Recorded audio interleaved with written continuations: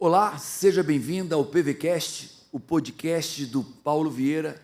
E hoje é um podcast diferente, porque nós temos aqui no nosso palco do podcast, nossa sala do podcast, 200 pessoas. Nós temos nossos Black Belts, eu quero um aplauso aos Black Belts que estão aqui presentes.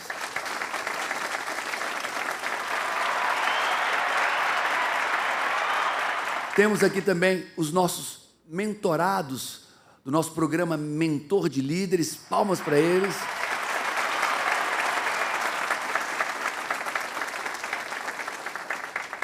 E nesse ambiente diferente do comum, eu quero para ter com vocês um cara extraordinário, um cara que fala de personal branding, um cara que fala de arquétipos, um cara que fala de posicionamento muito forte. Quero chamar João Mena.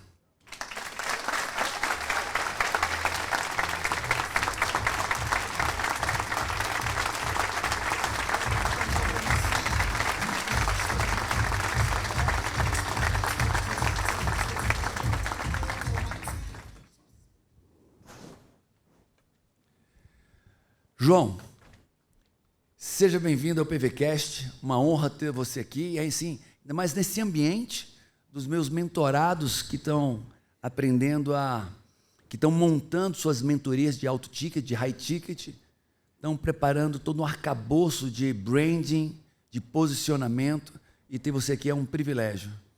Eu que te agradeço, Paulo, é um prazer estar aqui com vocês, me sinto honrado. E vamos lá, espero contribuir com um conteúdo de valor aqui. Tenho certeza. Só que eu vou fazer diferente. Normalmente, num podcast, quem convida faz as perguntas. Hoje a gente vai fazer um bate-bola. Cada pergunta que eu fizer para você, depois você faz uma pergunta para mim que possa agregar na vida deles. Fechado? Perfeito. Você é profundo na técnica, então você vai me esmiuçar. Eu tenho certeza que você me analisou aqui, analisou em outros momentos, e dessas análises vai me perguntar para desvendar o porquê disso, de cada ação minha, de cada conduta minha, que possa contribuir com eles. Fechado? Fechado. Então, vamos embora. Vamos lá. E agora a bola está com você. Tá. Olha, fazer perguntas polêmicas. Quando você teve um ponto de inflexão de compreender que precisava ser mais intencional nas suas características físicas? Então, eu sabia que você ia perguntar isso.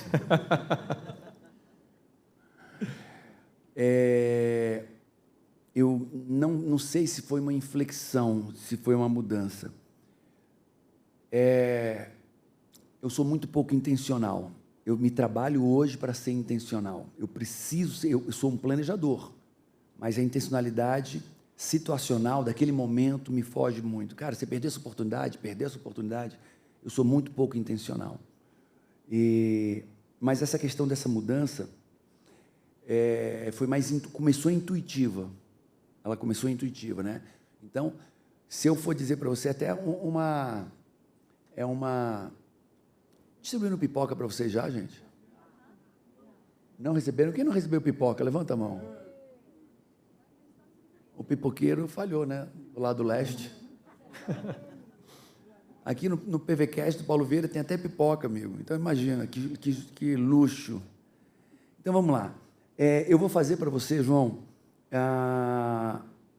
uma linha do tempo. Uma linha do tempo. Né? Uma linha do tempo das minhas mudanças, dentro dessas necessidades. Até a pandemia, eu era um tiozão, sobrepeso, careca, narigudo e cafona. E por quê? E tem gente considerando assim, amiga, mas não fales isso comigo, mas não né? Finge, fala assim, não percebi. Então, eu era um tiozão, careca, narigudo, eu malhava, mas com sobrepeso, com muito sobrepeso. E por quê? Porque eu era o único a ter um treinamento transformador que eu vendia organicamente. Eu não precisava nada disso. Não tinha internet para escalar a comunicação, escalar o branding, escalar vendas. E eu vendia muito, milhares de vendas todo mês. Eu tinha métodos todos os meses, com 5, 6, 7 mil pessoas. né? Então, eu não precisava cuidar da minha marca, porque o meu produto já era bom o suficiente. Só que com a pandemia, tudo mudou. E eu vi que meu produto, mesmo inigualável, mesmo o método CIS sendo o melhor treinamento de inteligência emocional do mundo, eu digo isso porque eu estou com grandes nomes da ciência mundial, das grandes universidades, todo ano, Harvard, Stanford, Columbia, todo ano eu estou com esses caras, e eu tinha um produto inigualável, extraordinário, mas não era mais o suficiente. Eu estava vendo, enquanto eu crescia 40% antes da pandemia, em 2019, eu cresci apenas 40%, eu via meus concorrentes que não sabiam nem o que significava neurociência, nem sabiam o que significava comportamento humano, muito menos alta performance, crescendo a 300%, 400%, 500%, 1000% ao ano. E eu crescendo a 40%. E eu nunca tinha sido tão bom no que eu fazia, empresarialmente e tecnicamente. E ali eu comecei a me perguntar o que estava acontecendo. E aí essas perguntas foram me suscitando respostas, e nessa timeline de mudança, a primeira coisa que eu mudei, eu acho que foi o rosto. Eu fiz lifting, subi o rosto.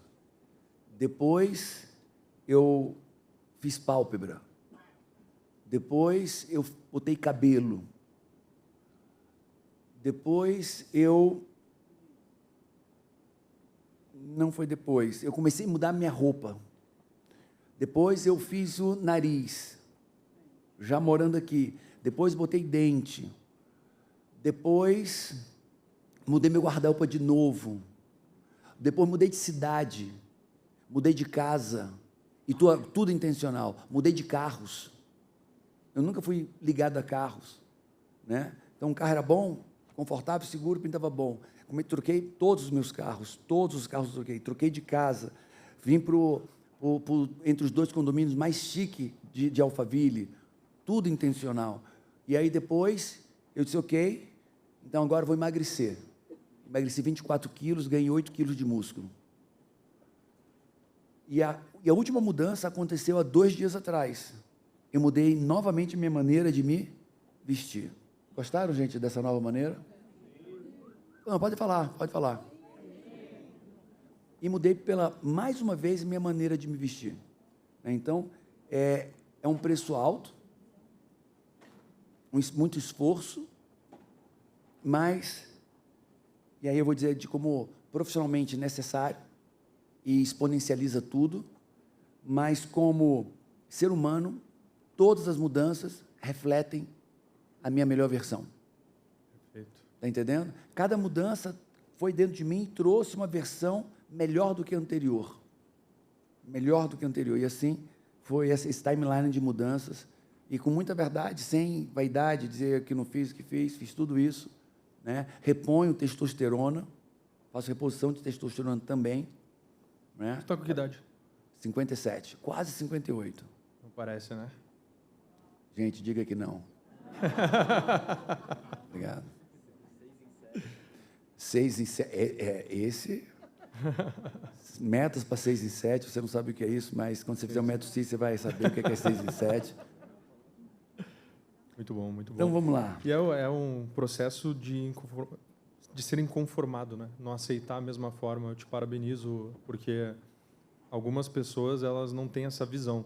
Tem que ter uma abertura de percepção muito grande para você entender como você está no momento e enxergar as possibilidades e para onde você pode ir com mudanças físicas, que é extremamente difícil, né? E todas as mudanças que eu fiz fora, incrivelmente refletiram muito dentro. Né? Eu estava falando ontem para os meus black belts, eu mudei minha roupa anteontem, eu decidi mudar eu tenho as roupas, só que eu prefiro uma calça de sarja e uma camiseta. É muito confortável. Né? E eu me vi anteontem tomando decisões diferentes, porque eu estava nesse estilo aqui. Sim. A minha roupa me fazendo tomar decisões diferentes. Influencia no psíquico. Total. Perfeito. Então, vamos lá agora. Qual é o maior erro que pessoas cometem em relação ao arquétipo? Eu acredito que o maior erro é pensar que o arquétipo ele é definido pela profissão. Então, na minha visão, esse é o maior erro, é o que eu mais vejo as pessoas cometendo. Eu sou advogado, então o meu arquétipo é de governante. Eu sou médico, então o meu arquétipo é de cuidador. Então, esse é um erro que acontece muito e que, na verdade, o arquétipo ele é definido pela intenção do que você quer e do que a outra pessoa quer. É a conexão desses dois pontos. Então, esse é um erro muito forte. Um outro erro é pensar que arquétipo de marca pessoal é a mesma coisa que arquétipo de marca institucional, que são coisas completamente diferentes. Porque a marca institucional não tem emoção, não tem vida, ela não tem as necessidades que o ser humano tem, então você é uma inconstância. E justamente quando você define um arquétipo para a sua comunicação, essa inconstância ela está junto e ela precisa estar junto. Tanto que existe uma mudança que acontece. Eu acredito que a cada 1 ano e meio, 2 anos é necessário uma grande mudança para você não ficar sempre na mesma estrutura de comunicação e trazer algo a mais. Então, eu diria que esses são os 2 maiores Deixa eu fazer uma pergunta. Quais são os meus arquétipos? Tá? Governante, Tá. eu entendo que é o que predomina, mas eu também sou mago, mestre, né? Agora, como é que é a pessoa trazer um arquétipo intencional, mas que está um pouco distante ou muito distante de quem ela é? Nós somos todos os arquétipos. Então, nós temos presente em nós todos eles. Os 12, no caso, e muito mais do que esse, mas são os 12 definidos pela produção de marca, né? Então, nós temos presente todos eles. A questão toda é que são formas de expressão. E você precisa entender que você tem um objetivo concreto e, através desse objetivo concreto, você precisa de uma comunicação específica. Então, você define esse arquétipo. Mas, de forma alguma, esse arquétipo ele vai dominar a sua vida e determinar a sua vida. Muitas das vezes, você vai viajar com a sua esposa, com a sua família, e aquela comunicação ela não vai ficar inteiramente sempre da mesma maneira. Então, existe uma comunicação intencional para venda, existe uma comunicação que ela é esporádica. Então, por exemplo, semana que vem estou indo para a Disney. Vou ficar assim lá, né? Não tem como. Então, primeiro a comunicação da vestimenta ela muda, mas muda a postura, muda diversas coisas através da vestimenta, que nem tu falou. Tomei decisões diferentes porque eu mudei de roupa. E realmente isso acontece quando você, por exemplo, trabalha em casa. Aí você vai trabalhar em casa de pijama. Sua performance vai lá embaixo. Você tem que trabalhar bem arrumado, porque justamente através disso você está passando uma mensagem para si mesmo. Então, a tua imagem ela está refletindo as tuas ações.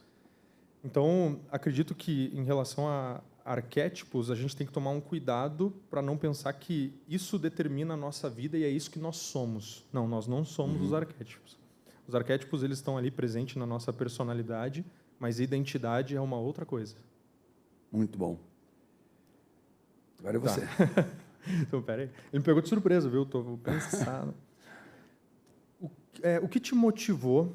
Vou para uma área mais relacionada à parte... tu quer que eu entre no mesmo tema ou pode ser um tema completamente... Não, o que você quiser. Tá. O que contribuir com a turma aqui, você pode... Boa. Você comentou que um dos objetivos aqui é relacionado a criar um best-seller. Correto? Correto. Tá. E anos atrás, eu li O Poder da Ação. Então, quando eu li Napoleão Hill, todos esses caras, aí peguei O Poder da Ação e apliquei algumas coisas.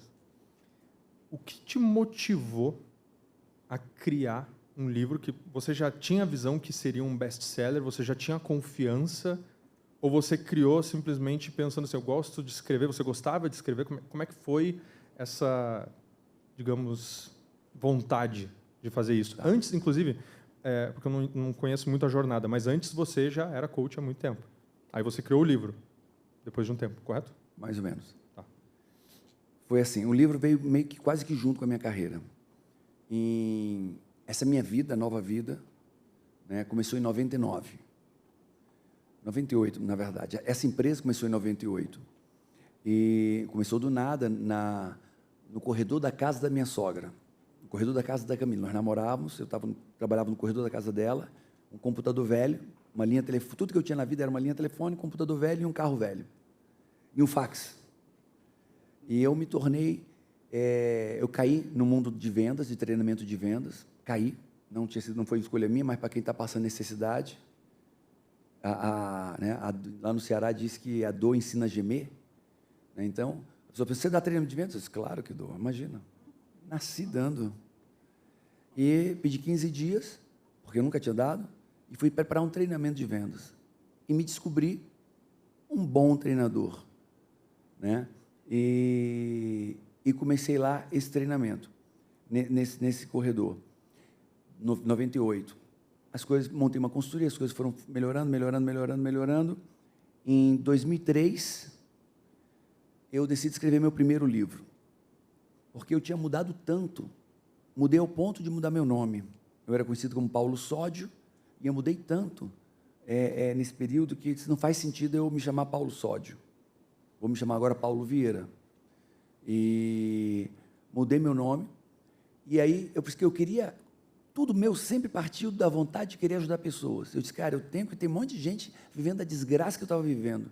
Eu quero ajudar essas pessoas. Então, eu vou fazer um livro para ela da minha experiência, das ferramentas que eu usei, não contando minhas dores, não contando minha desgraceira, porque muita gente ama contar livro de desgraça. Olha, o livro falando das minhas dores, das minhas jornadas, eu não quero. Guarda a sua desgraça para você. Eu já vivi a minha e eu quero me afastar dela, não quero me aproximar da sua desgraça, dos seus problemas, das suas dores. Se você tiver ferramenta, eu quero. Suas dores, obrigado. Então, não era um filme das minhas dores, mas de ferramentas, do método, do conceito que eu tinha vivido. E em 2003, escrevi meu primeiro livro, que foi... 2003. 2003. Que foi o Eu, Líder Eficaz. E lá dentro eu já tinha colocado um pouco de autorresponsabilidade. Só que ninguém, o mundo não sabia o que era autorresponsabilidade, no Brasil não existia, lugar nenhum existia o tema autorresponsabilidade, o nome, nem o tema da maneira que eu descrevi, que foi minha mudança. Aí eu escrevi esse primeiro livro para ajudar pessoas. E eu vendia nas minhas turmas, e vendia bem. E a empresa continuou crescendo, 2003, 2004, 2005, escrevi outro livro para ajudar pessoas, só para ajudar pessoas. E eu vendia só nos meus treinamentos.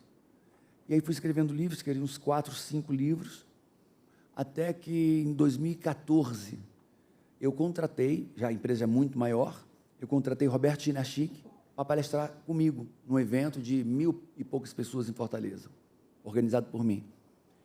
E eu lembro que eu para honrá-lo, eu disse, você fecha o evento, quero te honrar, quero que você feche o evento. E depois que eu saí do palco, né, eu lá aqui no palco, vendo a house, né, onde fica o pessoal de câmera, tal, e ele subia, ele descia a cabeça, subia, descia, e disse, ele não está bem, né? E daqui a pouco, quando eu saio do palco, ele entra, ele pula e dá rodopios, né? E eu falo isso porque ele fala para todo mundo, na mentoria dele ele fala isso. E dá pulos, rodopios e tal, no palco, faz tudo. E quando acaba, ele disse, cara, eu nunca me rebolei tanto para dar conta de entrar depois de alguém. Eu nunca vi isso.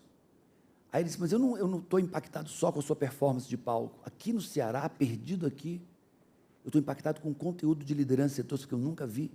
Eu estou vendo que esse conteúdo é completamente autoral. Aí eu disse, e ele, é autoral? Eu disse, é. Você tem que escrever um livro. Aí eu, já ganhando dinheiro com livro nessa época, disse, cara, não vou escrever livro para botar em livrarias, porque ganha muito pouquinho. Aqui eu ganho 500% em cima de um livro. Lá vou ganhar 15% no preço de capa. Cara, aqui eu ganho mais. E ele disse, mas você não me disse que você queria mudar o mundo? Que você queria impactar o maior número de pessoas? Eu disse.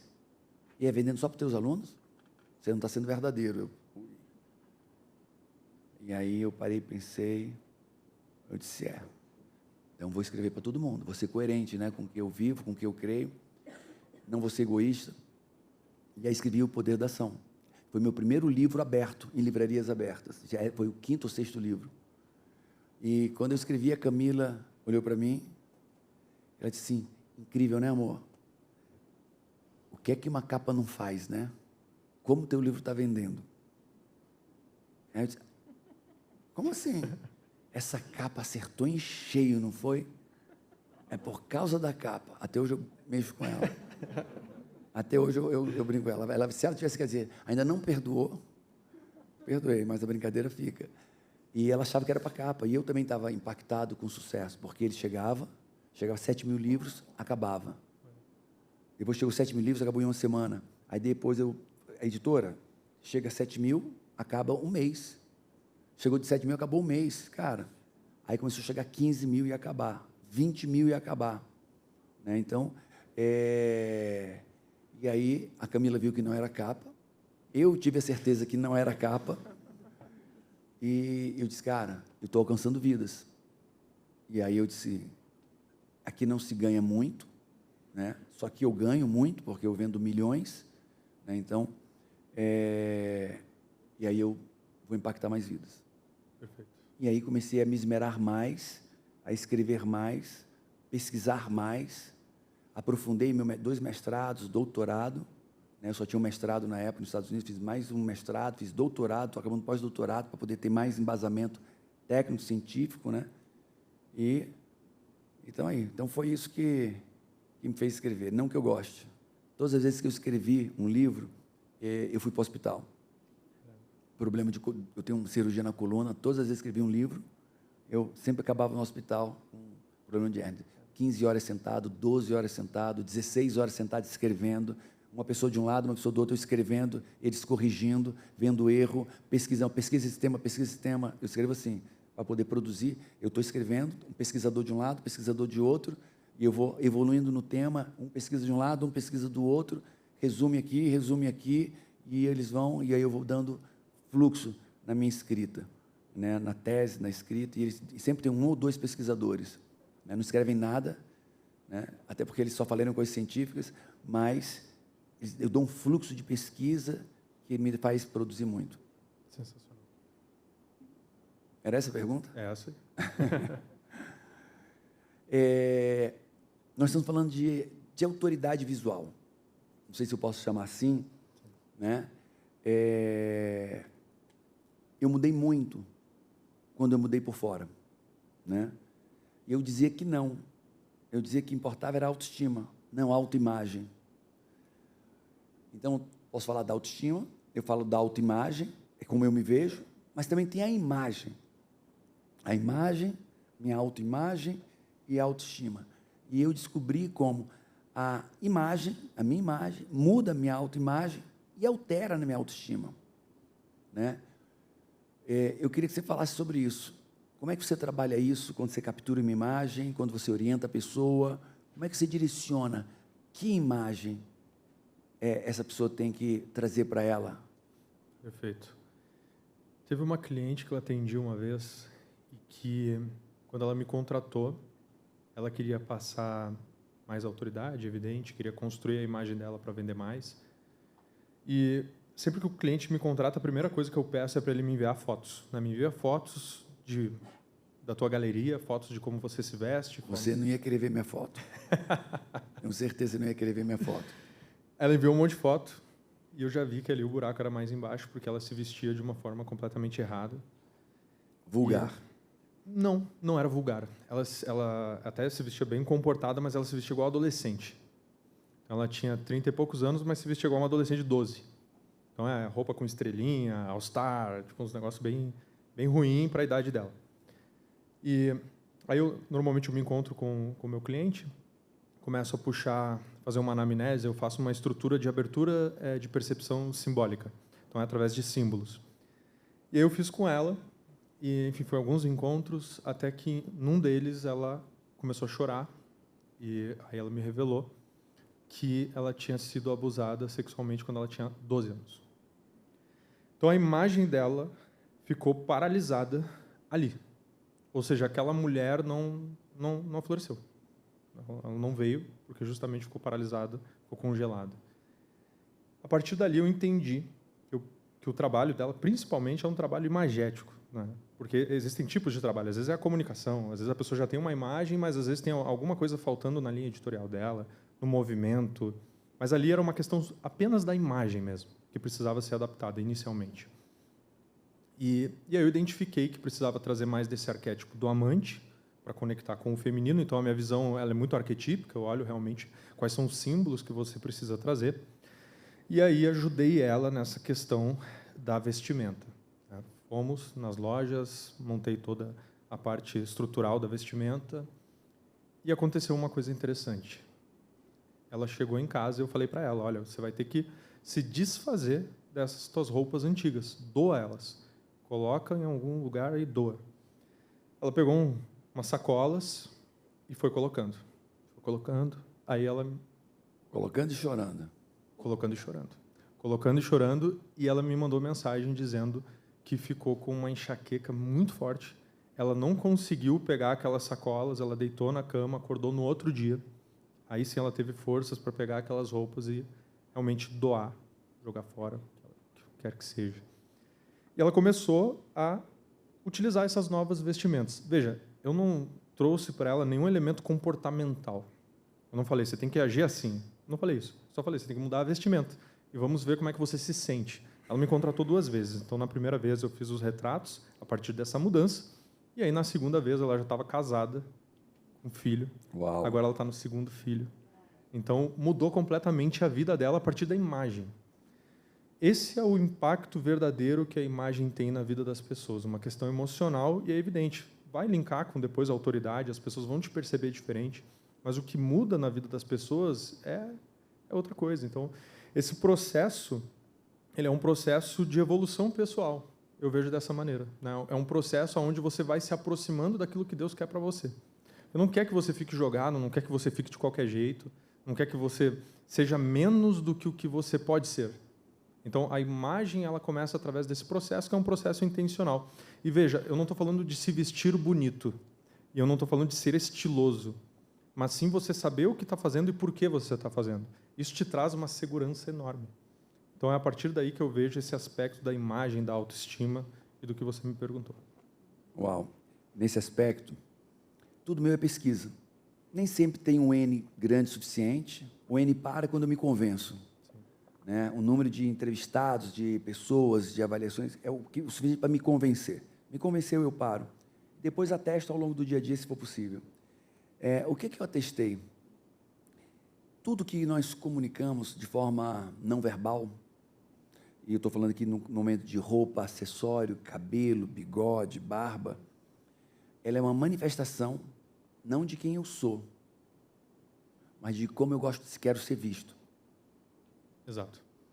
E aí, eu chamo tudo isso de narrativas. Então, quando eu ponho uma roupa dessa, é uma narrativa. Eu estou narrando algo. Né? E vou pedir para vocês, o que é que eu narro, gente? O que é que eu estou narrando com essa roupa? Querem que eu fique em pé? Paulo, você quer que eu faça uma tradução imagética do que você está vestindo? Não. Então, olha só. O primeiro elemento que a gente tem que perceber sempre são as cores, quando você fala de arquétipos. Mas existe uma linha na comunicação que é uma linha contínua. Eu expliquei para eles hoje de manhã, né? O posicionamento ele não é uma flecha, ele é uma montanha.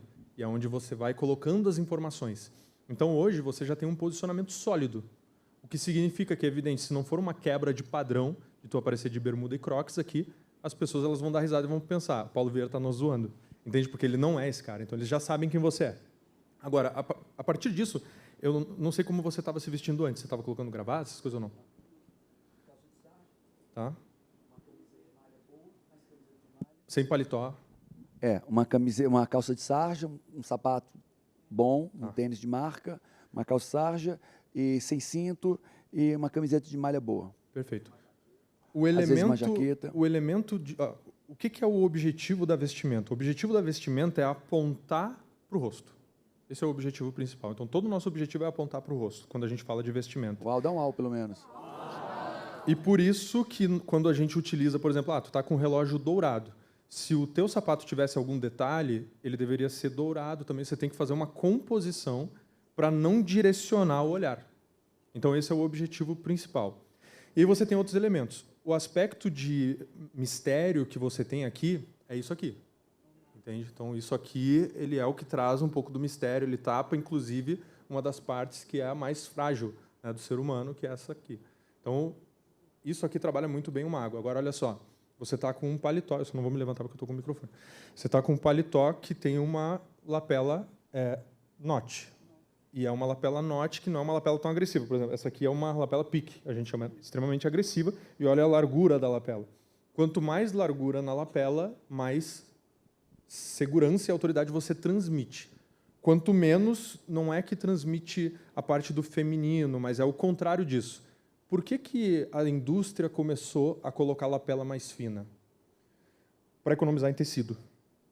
Simplesmente. Então, eles criaram uma narrativa que está na moda só para economizar em tecido. Sendo que, antigamente, a lapela grossa ela trazia esse ar mais masculino. O cinto, ele já é uma questão muito forte masculina. Muito forte masculina. Por quê? Porque ele aponta para o órgão sexual, o olhar. Aí você tem o óculos, que aponta para esse arquétipo do sábio, que justamente eles falaram, arquétipo do sábio, mago, e eu diria que a cor que você utilizou no paletó, ele traria a imagem de curador.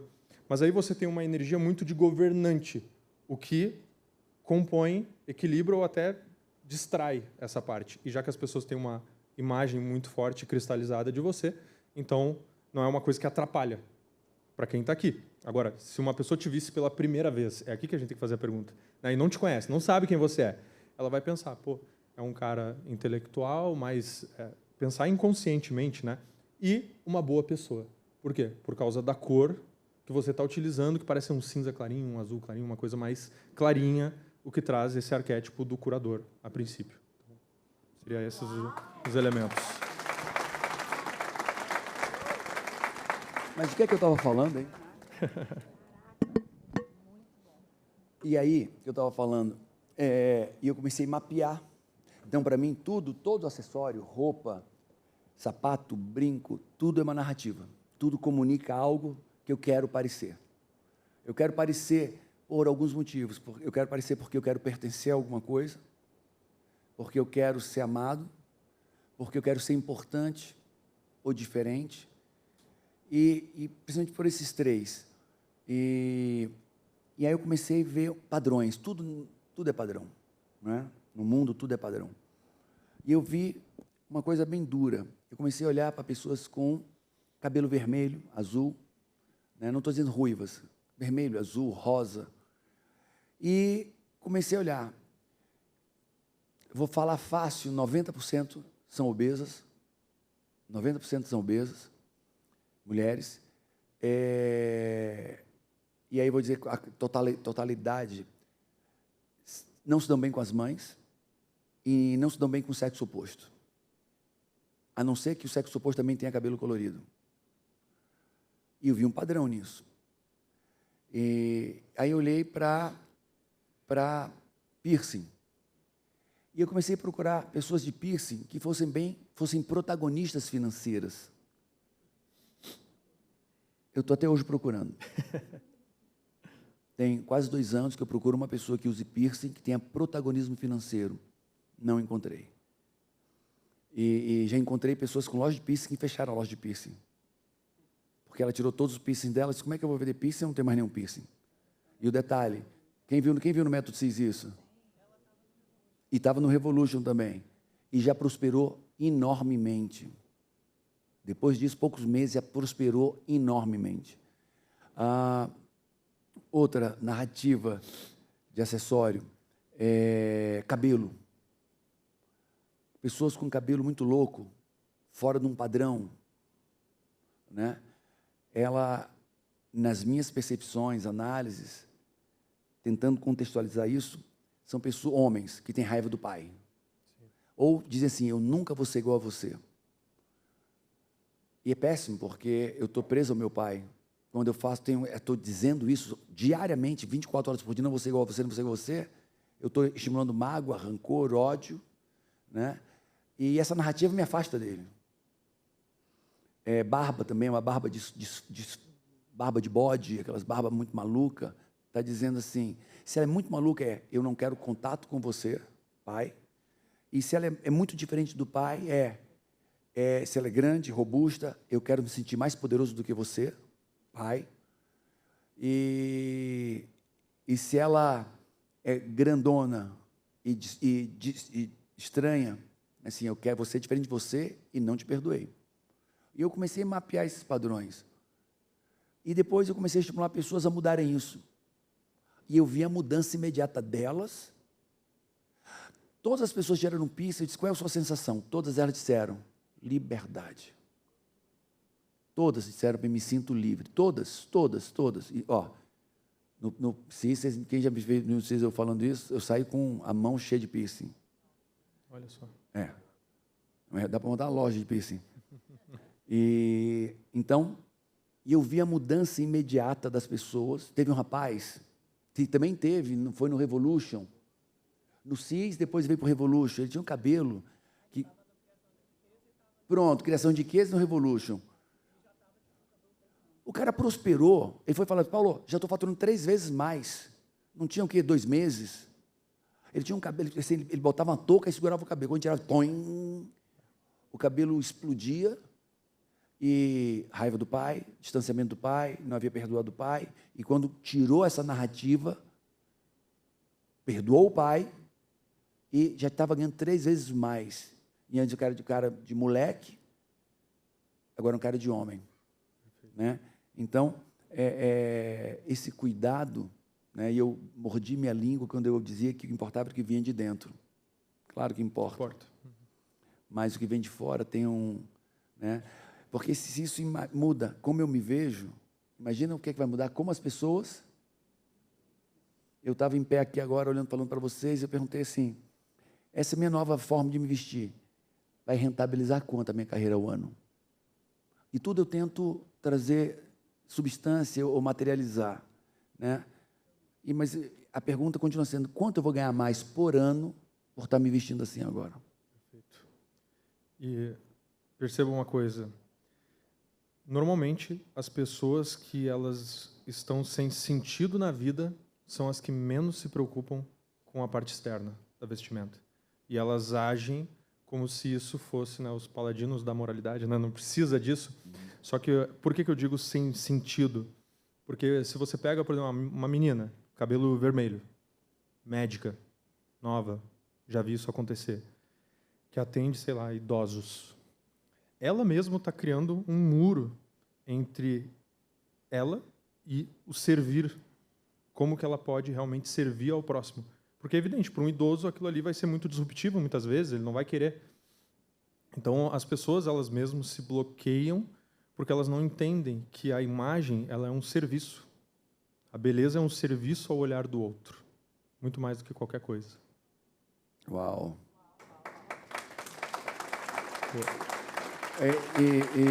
Nesse nosso mundo, a gente estava conversando isso lá no almoço, esse nosso mundo maluco, né, que faz apologia ao feio, transforma o feio em belo, transforma o promíscuo em normal. Corrupção simbólica. Transforma a mentira em verdade. Né? Então, nesse mundo estranho. E eu, Paulo, você condena? Não, só não concordo. Para mim, o que é feio é feio. Exato. O que é errado é errado. O que é promíscuo é promíscuo. Pessoas, eu me identifico com o cachorro. Então, vai dormir com os cachorros fora de casa. Você não vai dormir aqui em casa. É cachorro que você identifica, você vai comer ração e vai dormir fora de casa, não é cachorro? Então, aqui, o que é de gente, que me interessa de gente, você tem, o que interessa de cachorro, cachorro fica perturbando as pessoas e quer que eu acredite que você é cachorro? Quer que eu te chame? Diga, uma pessoa assim, eu não sei, com a máscara de gato, orelha de gato. E aí disse, não sei porque as pessoas não entendem que eu sou um gatinho, me identifico como gato. Cara, para mim, você é maluco. E eu não vou te chamar de gato, porque você se vê um gato. Está entendendo? Se eu não sei teu nome, eu vou te chamar de maluco, mas não vou te chamar de gato. Você tem que respeitar o que eu penso. Ponto. Você querer se chamar de gato é um problema seu. Eu estou vendo uma pessoa com a orelha fantoche, com uma máscara fantoche, miando, ainda feio. Então, é um mundo estranho esse. É uma revolução que eles querem fazer, né? Aí, complementando... Eu já desabafei, a gente pode voltar para o tema. Complementando, tem um autor, né, que é o Gramsci, e ele trouxe essa parte dessa revolução cultural. E aí tem um outro autor, que é o George Lukács. E ele foi aprofundando isso da revolução cultural, dizendo que a revolução ela não tinha que ser só cultural, ela tinha que ser uma revolução estética. Então você vê a indústria musical, a indústria do cinema, tudo serve para corromper, e principalmente os jovens, porque eles são, né, atraídos... Suscetíveis. Exato, são suscetíveis, né, muito mais forte a questão de tribo, de criação de tribo. E aí, só para dar um exemplo em relação a essa questão de símbolo, né, como isso é muito poderoso. Hoje, se você vê um símbolo de cruz ao contrário, automaticamente a pessoa vai remeter a diabo, o ritual satânico, né, a igreja satânica com a cruz ao contrário. Então, eles começam a corromper o símbolo do significado real dele, porque a cruz ao contrário foi quando São Pedro pediu, né, para morrer de ponta cabeça, porque não tinha como se igualar como Cristo. Então, é um símbolo de humildade. E ele foi completamente corrompido. Dessa mesma maneira, tem vários símbolos que o são corrompidos. O arco-íris, exato. É a marca da aliança com o homem. Exato. De Noé, que não haveria mais nenhum dilúvio. Perfeito, do amor de Deus, né? E aí começa por aí. Mas é evidente que, imagina no dia a dia da pessoa, a maneira que ela se veste, aí você vê adolescentes, crianças hoje que se vestem igual adulto, se vestem igual mulher. Por quê? Porque elas seguem a Anitta, né? Então elas se espelham naquilo e começa por aí. A mudança de personalidade e o que essas... Tu imagina no passar dos anos, né? No que vai influenciar nessa criança. Pode não influenciar agora diretamente, né? A pessoa vai dizer, não, mas minha filha não tem isso, minha filha é uma querida, ela só se veste assim, dança os funk ali. Mas no futuro, isso ajusta o comportamento. No futuro né? bem próximo, tá? No futuro bem próximo. Tipo assim, uma semana. Então, vamos lá. Bacana que meus ouvintes aqui, influentes, já estão participando, né? Do PVCast. Temos quanto tempo, gente?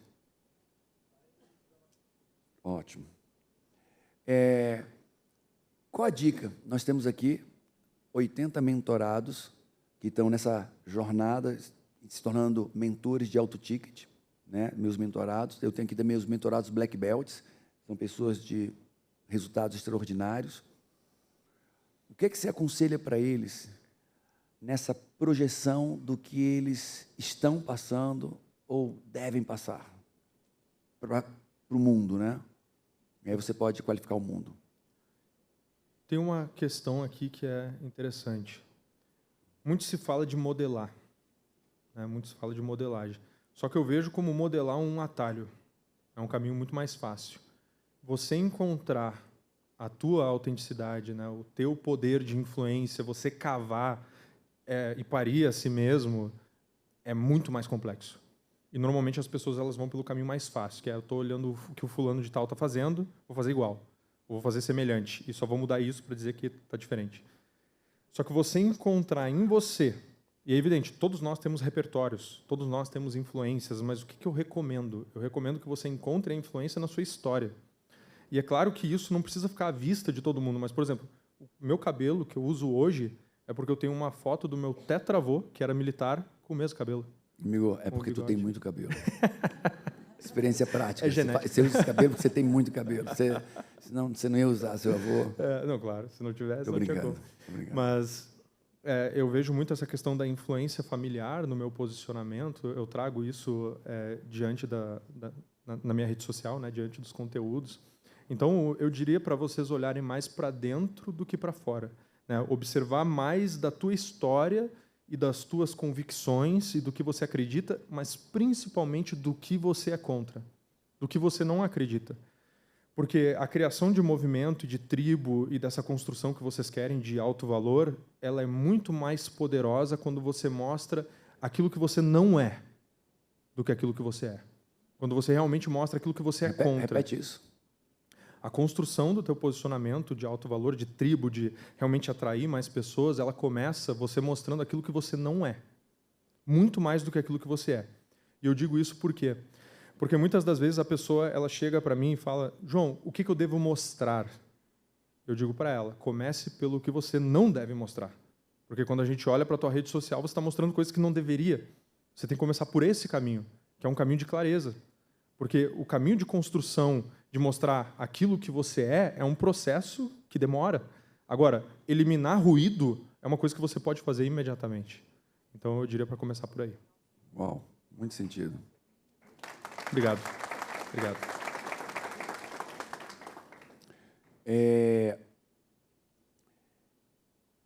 Quando eu olho para mim, olho para as pessoas, né? Cada vez mais eu estou convicto que eu nem sempre falo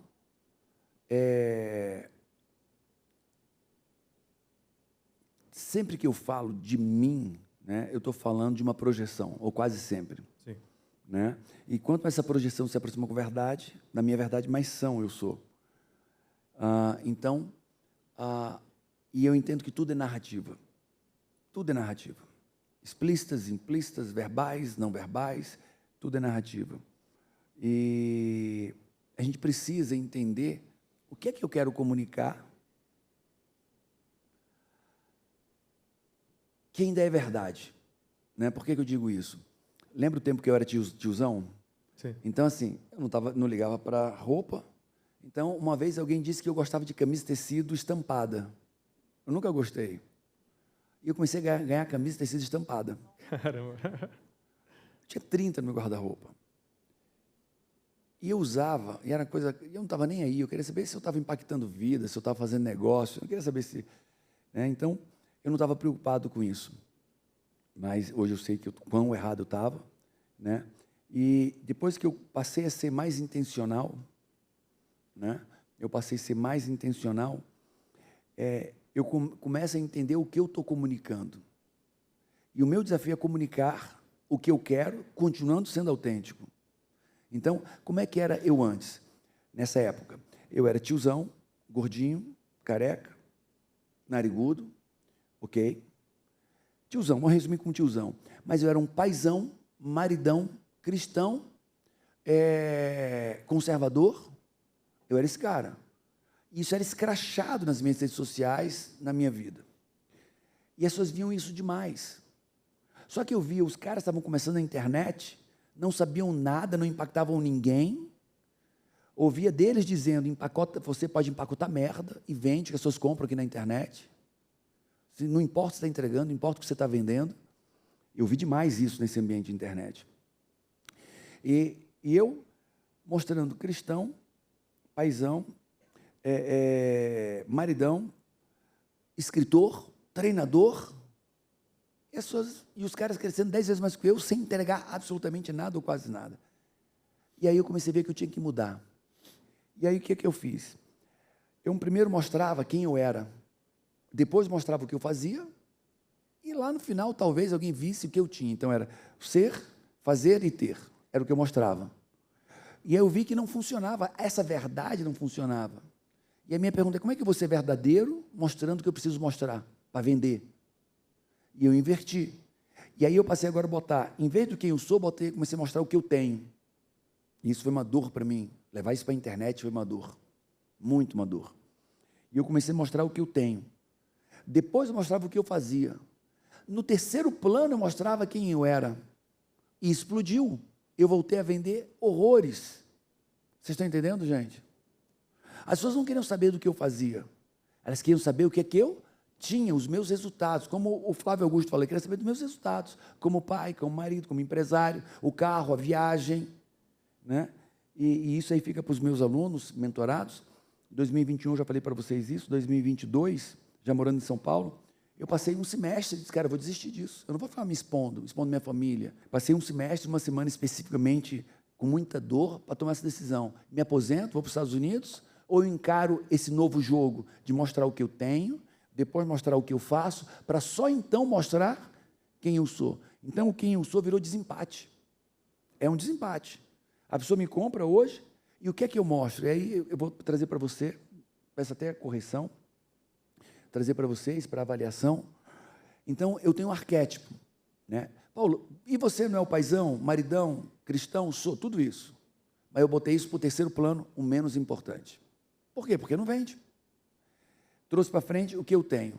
Né? Então, como é que é o meu... Você vai me dar um nome para isso, tá?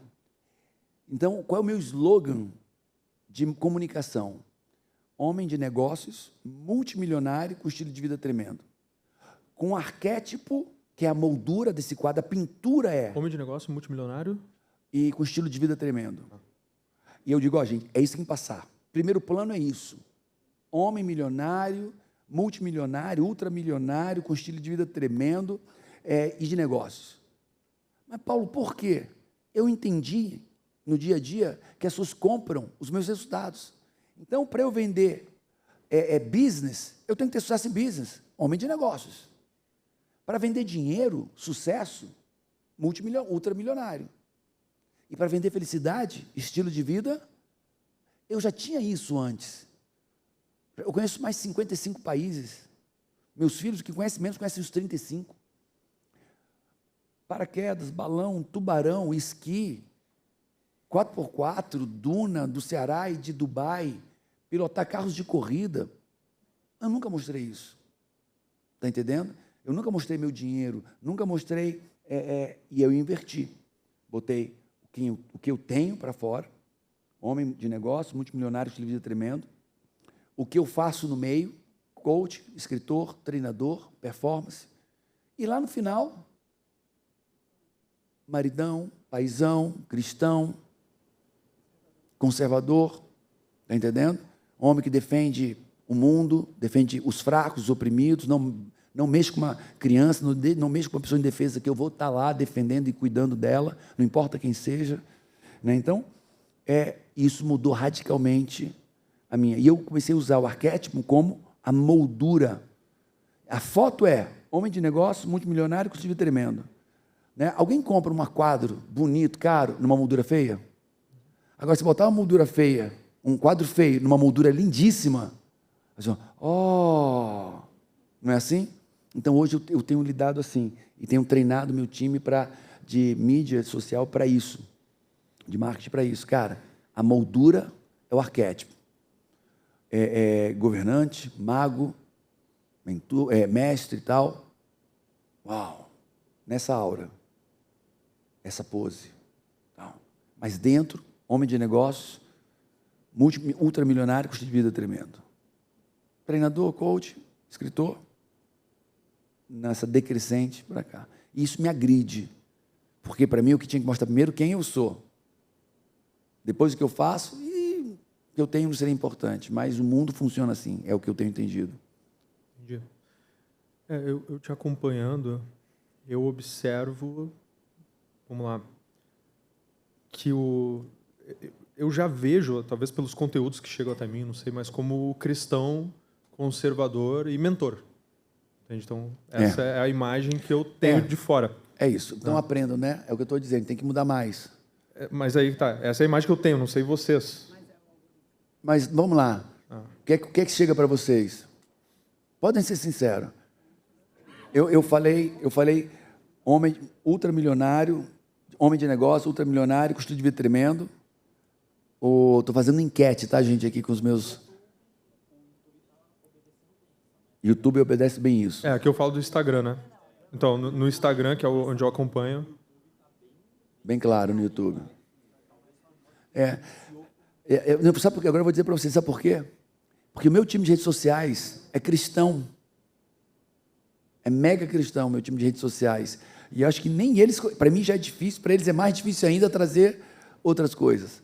Mas você vê que é um funil, né? É um funil arquetípico, é um funil de aumento de nível de consciência das pessoas, mas eu não vejo como o mostrar que é conservador, cristão, atrapalharia, até porque serve como um filtro, né? As pessoas às vezes compram, não, mas... Mostro, mas isso não vende. Olha o que eu aprendi. Na pandemia, as pessoas me abordavam na rua, olha que interessante, isso é um estudo, dá para fazer um estudo de casa, dá para fazer um trabalho, um paper. As pessoas me abordavam nos aeroportos e tal. Ai, Paulo, eu te admiro tanto. E eu sei quando a pessoa fez o método CIS, eu sei quando ela não fez, basta olhar.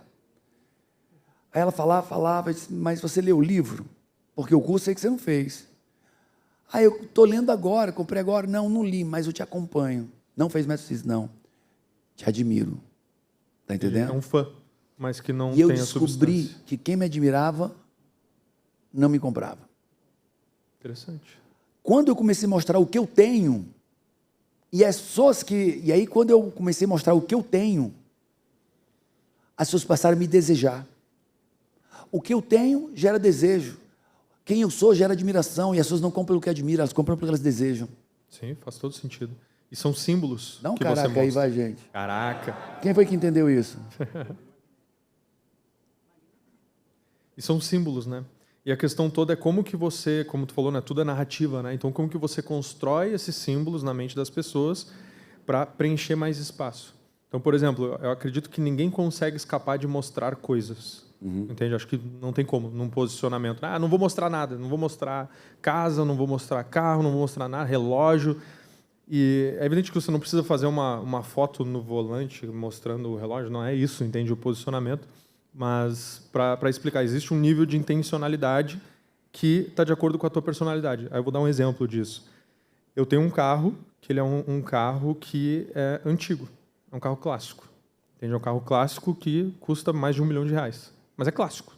Ou seja, é um carro de 1967, Mustang 67, e que, para mim, faz mais sentido ter ele do que um Porsche. Minha idade. É, olha só, simbólico. Então, faz mais sentido do que ter um Porsche. Mas por quê? Por uma narrativa que eu mesmo escolhi montar. Se me perguntar, João, mas por que faz sentido? Porque eu escolhi.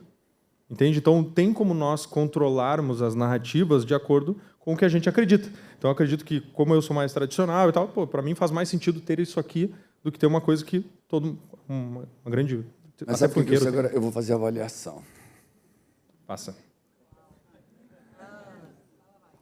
Não vou falar muito, claro que não. Mas, quando eu olho para você, você busca diferenciação. Cara, não precisa nem ser tão bonito, mas eu quero ser diferente. Né? Eu quero ser coerente e diferente. Né? Eu não quero me misturar com esse mundo que está aí, e você tem um senso de justiça e de injustiça muito grande. Então, você é meio que um paladino da verdade, da justiça e da coerência. Né? Então, e quer ser diferente. E essa é a sua diferenciação. Você busca, então, um carro é um carro tradicional, clássico, como você, tradicional como você, que é de uma época, aura, que não era a loucura de hoje, e não está no poste da ostentação de um mundo cheio de ostentadores, né? E você se afasta da ostentação dessas pessoas, vem para o mundo tradicional, clássico, que defende valores daquela época de 67. Exato. Boa. Uau. Uau. Isso aí é análise forte. E sabe o que é interessante? Eu pego pessoas, às vezes eu faço análise minha de pessoas, cara, não é que é verdade? E ela vive... Isso é coisa de mago. E ela vive, toma decisões inconscientes, emocionais e inconscientes que nem ela tinha percebido. Né? E nós fazemos 90% das nossas decisões são emocionais e inconscientes, não sabemos por quê. Exatamente. Perfeito. Muito bom. Uau. Uau. E vamos lá, amigo, para encerrar. Quem quer fazer uma pergunta para cada um de nós? Perguntas que possam ser feitas ao... Vamos lá. Qual é o teu nome mesmo? Mike aqui para minha amiga. Está aqui. Qual é o seu nome? Você fala, olá, sou fulana. Olá, sou Mônica Porto. Estou aqui nos Mentores de Líder. E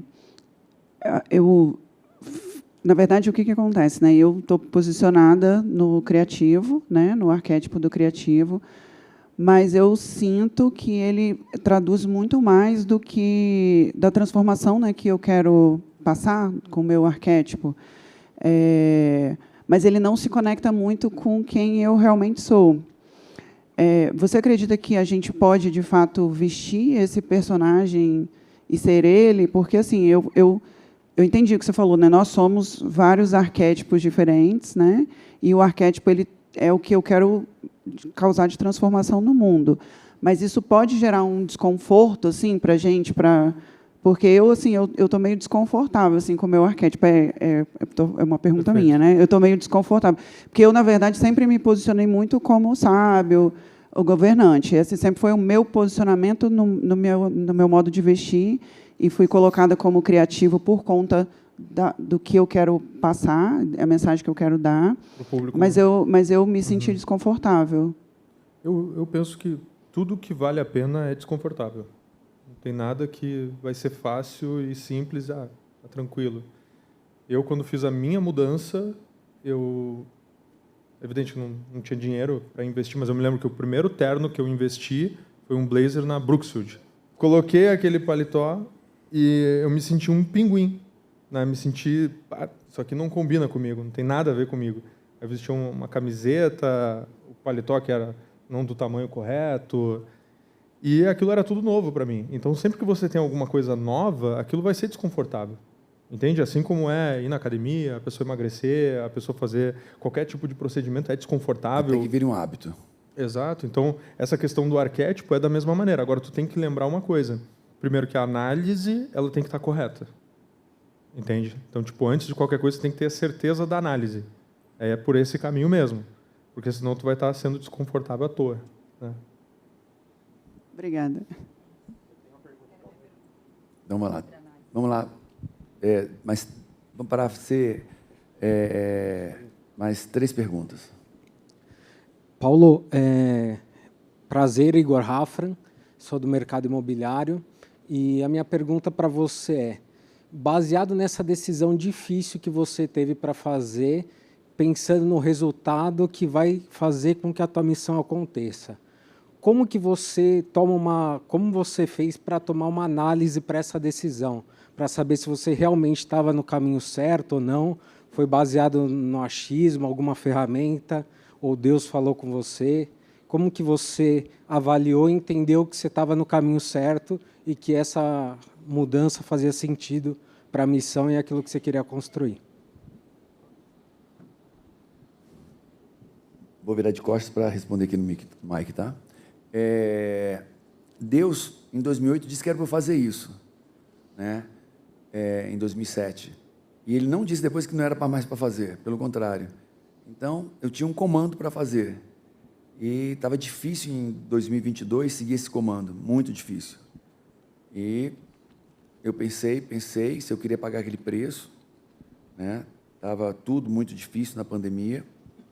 E aí, aquelas, né, coaching, perguntas poderosas, sabedoria, quem já fez coaching sabe o que eu estou falando, minha filha fez 5 perguntas dessas poderosas, de sabedoria, e pediu para responder. Eu disse, filha, agora não consigo responder. E aí respondi no dia seguinte, e quando eu respondi as perguntas, eu disse, sim, eu estou disposto a pagar esse preço. Eu sei que vai ser sacrificante, sei que é isso, mas não sei se vai ser bom para mim, mas vou cumprir a missão a qual eu fui chamado. E aí eu segui. Né? Continuou sendo muito difícil, 2022 todo, 2023 todo, e aliviou em 2024. Né? Eu posso dizer que eu creio que eu fiz o que era para ter sido feito. Eu não me vejo morando nos Estados Unidos, escrevendo mais livros, uma vida pacata, e não cumprindo minha missão. Ok? Eu tenho uma pergunta, meu nome é Pablo Ramires, eu sou do Black Belt. A minha pergunta é para os dois. Nesse momento de pós-pandemia, onde as pessoas estão cada vez mais dopaminérgicos e todos buscando resultados rápidos, o tempo onde o tigrinho movimenta mais que bolsa de valores, qual o posicionamento para se adotar na internet, do ponto de vista que você possa ter uma entrega rápida, que você possa ter retenção desse público e aumento no número de seguidores, enfim, e acaba convertendo em engajamento e venda de produto. Então, quando você souber isso, você me fala, tá? Você me fala e vem trabalhar comigo quando você souber isso. Olha, eu vejo que, não tenho todas as respostas, claro, mas vejo que é um jogo de longo prazo. Né? Então, tem muitas pessoas aí que querem dar um tiro rápido.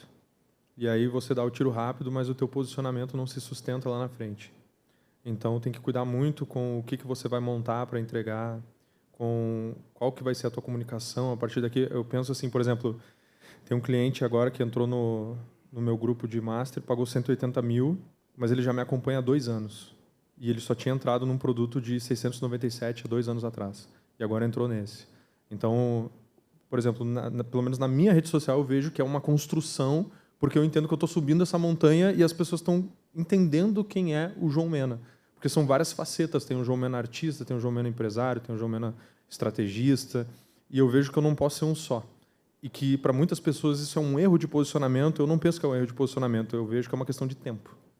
É uma construção que ela precisa ser preenchida aos poucos. Então, isso, no meu caso, eu entendo que é nesse sentido. Né? E se eu responder, né, além de outra resposta que eu já dei, é intensidade, técnica, muita técnica. Esse mundo do marketing digital, das redes sociais, é muita técnica, muita ciência, muitos números, muita métrica, muita ciência, muitos números, muitos indicadores, muitas estratégias, regras que mudam muito rápido de rede social para rede social. Mercado muda, rede social muda, a forma de consumir das pessoas mudam. Então, você tem que entrar de cabeça e ter consistência. Ter consistência, fazer certo. Errar muito errar cada vez menos e continuar errando cada vez menos, aprendendo cada vez mais rápido, e consistência, consistência, consistência, consistência, consistência. Se você quer um trabalho rápido, você vai ter que fazer polêmica, você vai ter que ser promíscuo, né? Se você quer resultado rápido, você vai ter que fazer coisas muito feias, muito promíscuas para ter resultado rápido, né? E vai te dar público, mas que público vai te dar? Está entendendo? Qual é o teu branding? Né? Então, eu prefiro construir com os meus valores, com os meus objetivos, nessa velocidade, e tentar acelerar ela ao máximo, do que fazer rápido. Porque até quando você ganha clientes muito rápidos, eles também vão muito rápido. A retenção futura é muito pequena. Então, ganhar com consistência, com qualidade, com verdade, com autenticidade, trazendo um objetivo certo, uma comunicação certa, vai ser muito mais vantajoso ao longo do tempo. E monetizável também, tá? E monetizável. Perfeito. Mais uma pessoa. Bom, Paulo. Mena, eu gostaria... Para. Fica ergue, abre o ombro. Fala grosso. Vamos lá. Paulo, Mena, tudo bem? Meu nome é André, sou do Mentor de Líderes, sou médico. Eu queria esclarecer um pouco sobre o arquétipo. A maioria dos médicos, os arquétipos enquadram muito em cuidador e sábio. E quando a gente fala em vender uma mentoria, e com tudo que o Paulo falou aqui no podcast sobre mostrar muito do que conquistou, bens e algumas coisas nesse nível, os médicos são vistos como um charlatão. Como diferenciar... Por quem? Na internet. Como se diferenciar disso? O arquétipo dessa... Deixa eu fazer uma enquete. Quem concorda com isso? Que um médico que tem bens, patrimônio, estilo de vida é visto como... Quem? Levanta a mão. Cara, só médico. Só médico, pensa isso. É que a mentoria vai ser feita para médicos. Essa é a dúvida. A que ponto, né, essa linha, né, de diferença? E ainda vou dizer, desculpa interromper a sua pergunta para o João. Claro. Os médicos falam mais porque tem inveja. É Sim. só isso. É inveja. E eles vão te comprar. E os mais invejosos vão ser os primeiros a te comprar. E os mais velhos estão fora desse mundo, que é muito distante, são os mais velhos que vão falar mais mal. Mas todos, o nome disso é desejo. Desejo de fazer o que você está fazendo e ter o que você tem. Eles vão te comprar. Mas, desculpa, João. Sou da mesma visão. A questão toda não é o que você faz, é como você faz. Existe uma forma brega de mostrar o material. E existe uma forma elegante e honesta e sincera de mostrar como é o teu estilo de vida, enfim, as coisas que você gosta. Por exemplo, se eu falar que eu não sou um cara tão entendedor de relógio, mas eu gosto muito de Omega, Cartier. Então, eu não falo muito na minha rede social sobre isso, porque eu não sou o cara adepto do relógio, mas eu gosto muito de carro. Então, eu posso falar sobre carro antigo, eu posso chegar... Por quê? Porque faz parte da minha natureza.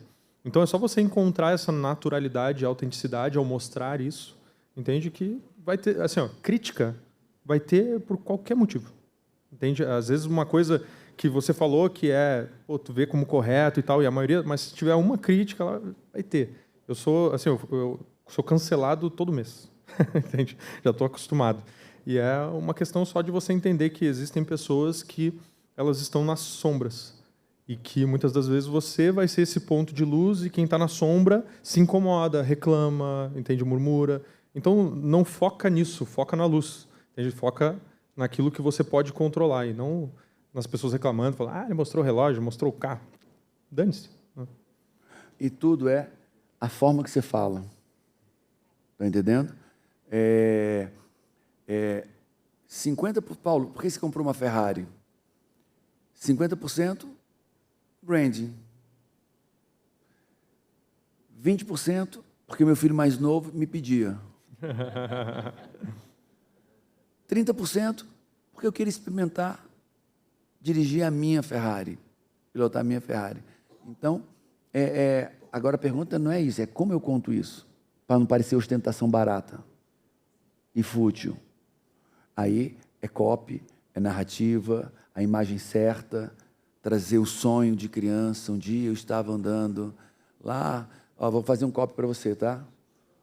100% verdadeiro. Eu lembro, gente, um dia que eu estava... Quando o Flávio Augusto falou daquele ônibus lotado, 8 pessoas por metro, eu passei anos andando no ônibus lotado, com 8 pessoas por metro, no Ceará, que é mais quente que o Rio de Janeiro. Né? Vivi coisas terríveis, dores terríveis, uma solidão que doía no peito, completamente me sentindo abandonado, me sentindo abandonado, não tinha ninguém a quem recorrer. Faltava dinheiro para o ônibus, eu andava 15, 20, 30, 40 quarteirões, 2 horas, porque faltava dinheiro, eu tinha que andar para pegar o que não tinha transbordo desses terminais, então eu tinha andado 40 minutos para ir para um local, porque eu tinha que ir direto para casa, porque senão eu teria que pegar 2 ônibus, só tinha dinheiro para um. Carregava 50 quilos dentro do ônibus.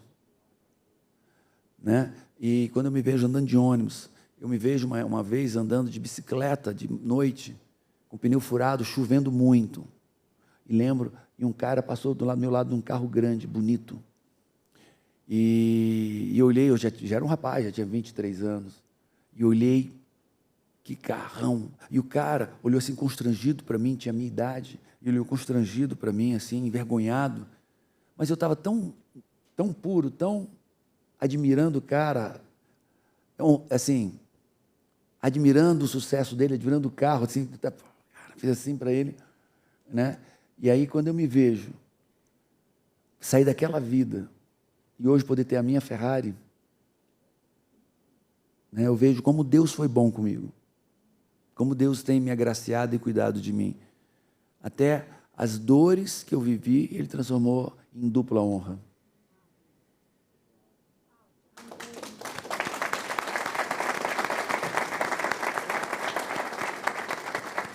Foi 100%, tudo que eu falei foi 100% verdadeiro, está entendendo? E eu trouxe um homem ultramilionário. Eu quase chorei. Eu comecei a ver a desgraça toda do meu passado, quase eu chorei. Então eu fui 100% verdadeiro, 100% autêntico.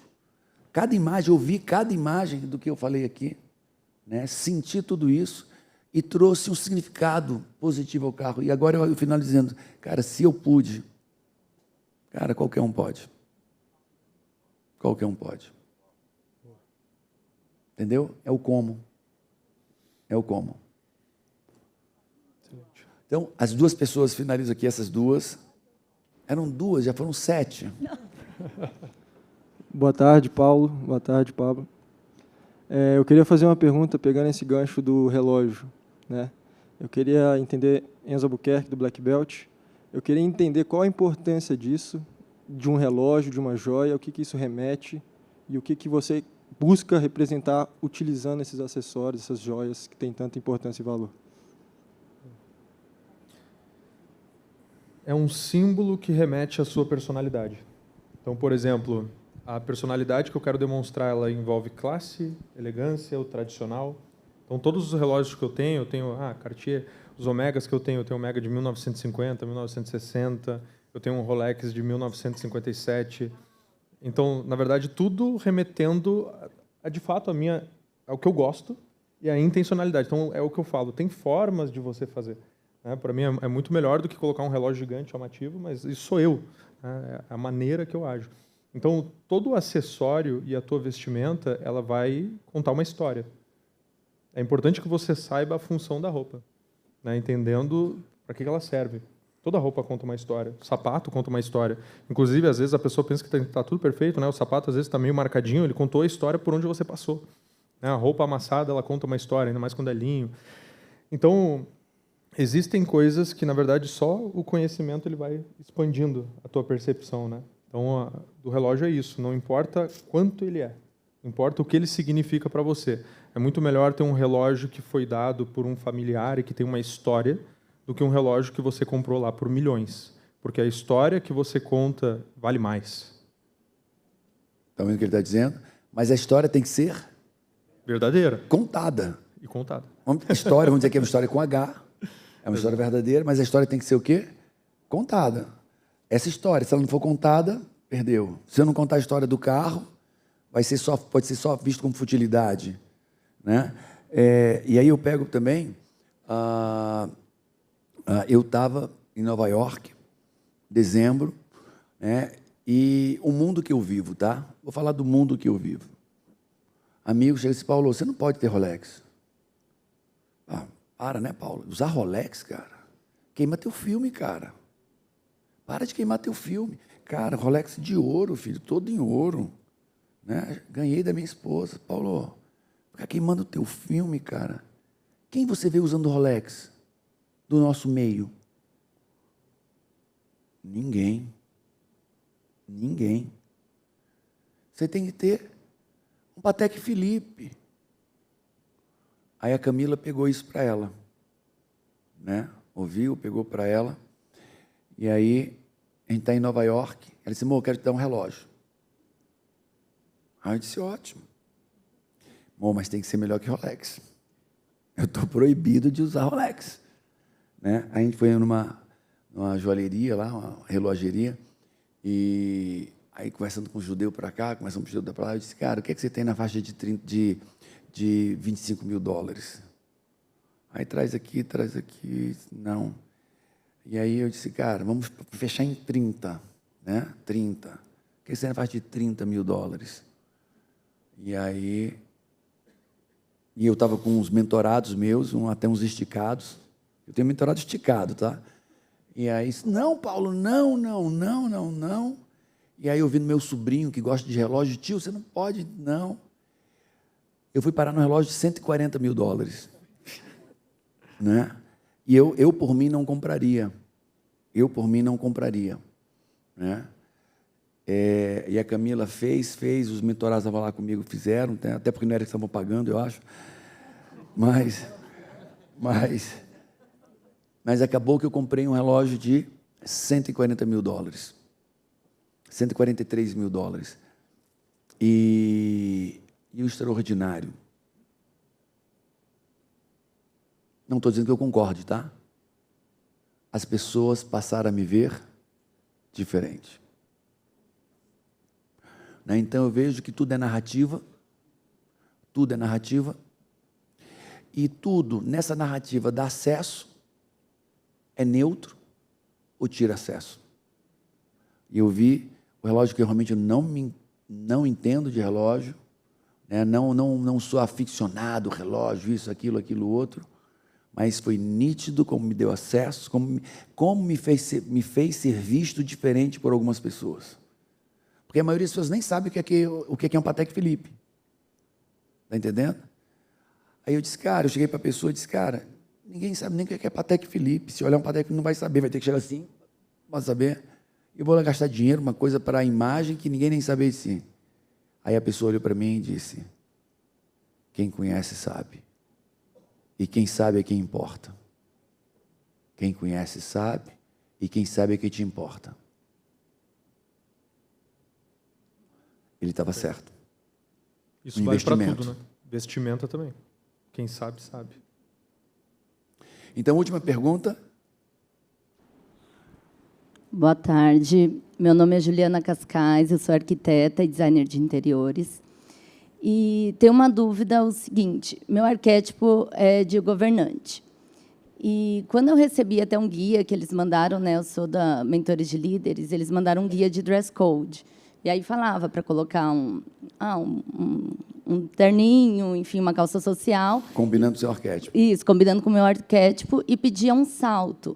E como eu sou arquiteta, sou designer, eu gosto muito de arte, então muitas vezes eu uso tênis assim, descolado, de marca, que eu vou, às vezes, em obra, tudo. Eu queria saber se eu preciso passar para essa parte, vamos falar, desconfortável, como você falou para ela, às vezes, você precisa também se esforçar para poder entrar nesse arquétipo, ou tudo bem se eu usar uma roupa social e colocar um tênis de marca descolado também? Teu arquétipo, ele tem o criador também? Sim. Então faz todo sentido o teu tênis. É isso, é entender qual que é o arquétipo e os elementos que são possíveis colocar. O tênis o sneaker, né? Ele, junto com a vestimenta mais clássica, ele é uma quebra de padrão. Mas ele demonstra ali uma criatividade, né? Uma coisa mais despojada. Então, quando a gente cria uma marca pessoal, a gente sempre pode utilizar até 3 arquétipos dentro da personalidade, né? Nunca é só um. Então você faz a combinação entre eles, entende? Tá Então, certo. E assim, eu serei respeitada pelos clientes igual, que às vezes, né, aquela não é coisa nem uma questão de ser respeitada, é uma questão de ser percebida. Entendo. Entende? Então é inconsciente, né? Não é vai respeitar pela forma que você se veste, não é apenas isso, mas é a mensagem que você está passando, entende? E a congruência, né? Então o quanto que você repete isso. E ali é interessante. Não é só a imagem, é o que eu falei lá, né? A imagem certa e a palavra certa, elas mudam tudo, entende? Marcas têm slogan, pessoas têm opiniões. Você tem que demonstrar a sua opinião também. Você tem que colocar tanto em relação à questão da vestimenta, mas aí a tua vestimenta, ela tem que, digamos assim, ser um holofote, e que nem a máscara que eu falei, né, de melhorar a acústica da tua voz para a mensagem chegar, entende? Entendo. Agora, olha só o que eu vou te dizer. Quem me conhecia, quando era tiozão, me amava. Amava tiozão. Me amava, tiozão. Tá entendendo? Fofinho. Olha, era amado. Então, para quem me conhecia, estava tudo bem. A minha questão, né, não é com quem me conhecia. Meu problema é com quem não me conhecia. E agora eu tinha um padrão, tinha concorrentes que eles comparavam o sucesso. Tá entendendo? Teu problema, teu desafio, não é com quem te conhece. Já te conhece de tênis, sabe teu estado, sabe como você é excelente, sabe como você é extraordinário. Está tudo bem. O problema é, e quem não te conhece? Qual é a avaliação que eles fazem disso? Você está entendendo? Mas aí eu vou dizer para você uma percepção emocional sua. Esse tênis não tem a ver com conforto. Tem a ver, você se sentiu reprimida muito tempo da vida. E quando você põe um tênis, você se sente livre, se sente uma menina podendo falar, pular, expressar seus sentimentos. E você só sente isso quando aquela menina entra um pouquinho dela em você. E você usa o tênis para se sentir livre, se expressar, manifestar suas emoções. Não tem nada a ver com o teu arquétipo, tem a ver com o que você sente. Certo. Obrigada.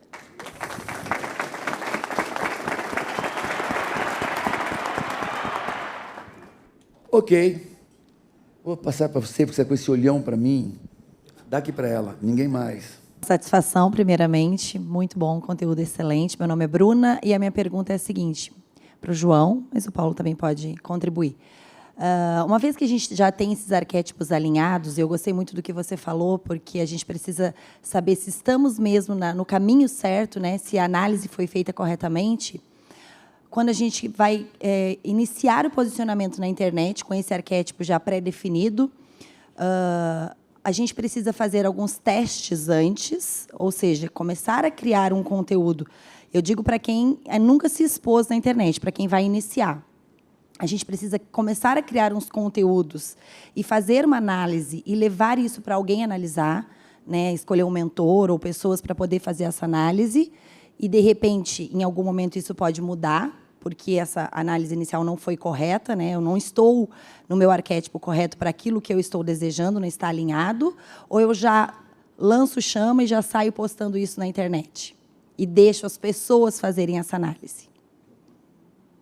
Eu sou a favor de você deixar as pessoas fazerem a análise. Então, teu público, ele é o melhor juiz da percepção, entende? E aí, é claro, a rede social é muito dinâmica. Então, stories, se tu fizer qualquer coisa errada, em 3 meses as pessoas esquecem. Então, dá para testar muita coisa, principalmente nos stories. Feed dá para arquivar, caso não esteja adequado e pertinente a comunicação. Mas tem que testar a temperatura e ir sentindo a resposta. Sim. Entende? Então, você vai sentindo a resposta do público. Então, por isso que o ideal é estar bem alinhada com a análise correta de arquétipo, para a gente já dar um pontapé, assim, meio caminho, né? Não. Você sempre vai adaptar Não? no meio. Já vai adaptando. Fazendo, adaptando, realinhando e testando. Isso. Erre. Falei, eu preciso Vai, errar. Sim, eu preciso errar. Então faça. Ah. Seu primeiro vídeo vai ser horrível. Exato. Faça. O segundo vai ser horrível. Faça. O terceiro vai ser um pouco menos horrível. O quinto vai estar legalzinho. E assim a mesma coisa, você vai construir. Você vai se ver. Ai, não gostei, gostei, estou passando, não estou passando, é isso, não é isso. Você vai construir também. Então não pode dar para dizer nem que é erro, é uma construção. Exemplo, a minha esposa, ela era CLT, né, como eu falei. E aí eu montei todo o posicionamento dela para ela sair do CLT e começar a realmente trazer a comunicação para um público específico de mulheres e tal, etc. E aí hoje ela já faturou múltiplos milhões, já está com um público, um clube lá com várias mulheres. Mas no início, né, até ela ter essa certeza do que fazer, eu sempre dizia para ela, olha, vai lá, faz, e a gente analisa depois, entende? A gente vê depois, faz, erra, a gente analisa, porque daí através do erro que você vai costurando e forjando. Não tem como simplesmente imaginar, será que, tira o será e vai e faz. Entende? Só que o arquétipo e o posicionamento ele vai te dar uma clareza para tu ir com mais segurança, mas você sempre vai lapidando. É uma coisa eterna, entende? Ótimo. Obrigada. Ok. Vocês tiveram, gente, no PVCast, o podcast do Paulo Vieira. Espero que tenham amado, gostado. Hoje teve um público de 200 pessoas aqui conosco nesse podcast. O nosso grande João Mena, palmas para ele. Obrigado.